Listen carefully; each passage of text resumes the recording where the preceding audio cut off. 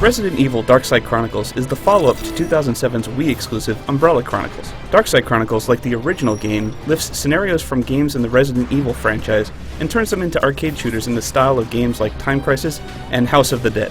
The game starts its story with an original scenario in a South American village. After one level, you're whisked back in time to Resident Evil 2, then Resident Evil Code Veronica before being brought back to the original story of Darkside Chronicles. While you don't really have to be up on your Resident Evil history to have a good time in Darkside Chronicles, it definitely helps. If you don't know Wesker from your whiskers, the game's ending won't make a whole lot of sense, but it's a fun ride even with a convoluted plot.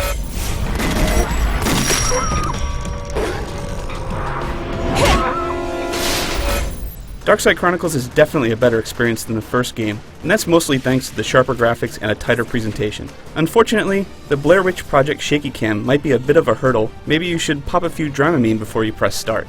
The game does look fantastic with great animation, detailed environments, and impressive lighting effects. It suffers from the usual stupidity of the Resident Evil universe, including dumb dialogue and ridiculous end bosses, but at least there are plenty of zombies to blast with a shotgun. Anyone here?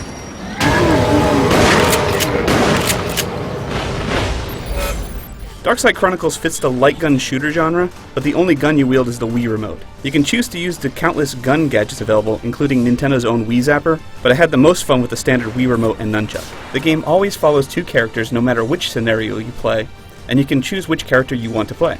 That's this game's trademark, a through-the-eyes perspective, so it gives a true first-person view of the zombie invasion. This direction comes with a bit of a problem: motion sickness-inducing camera. The view constantly bobs and sways like you're watching the movie Cloverfield. That definitely ups the tension of the survival horror aspect, but it makes targeting zombies and tiny secret targets a lot harder and more frustrating than it should be.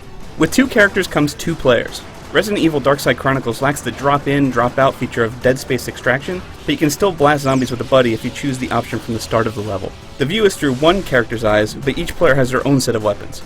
The downside? It's a shared pool of ammo, so don't play with anyone that's got an itchy trigger finger. You always have unlimited pistol bullets, but the ammo for stronger weapons is much harder to come by. Even though the game's nothing but a bunch of repetitive shooting, Darkside Chronicles has a good bit of replay. You can play through levels again through the eyes of the other character, and you can aim for high scores through the game's online leaderboard system. There are even some unlockables like the secret Tofu survival mode. What was that?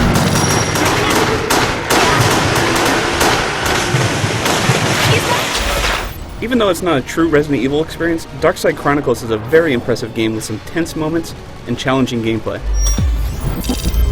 It's definitely one of the great looking games on Wii, and no corner has been cut in this M-rated gore fest. Check out my full written review of Resident Evil Darkside Chronicles on IGN.com.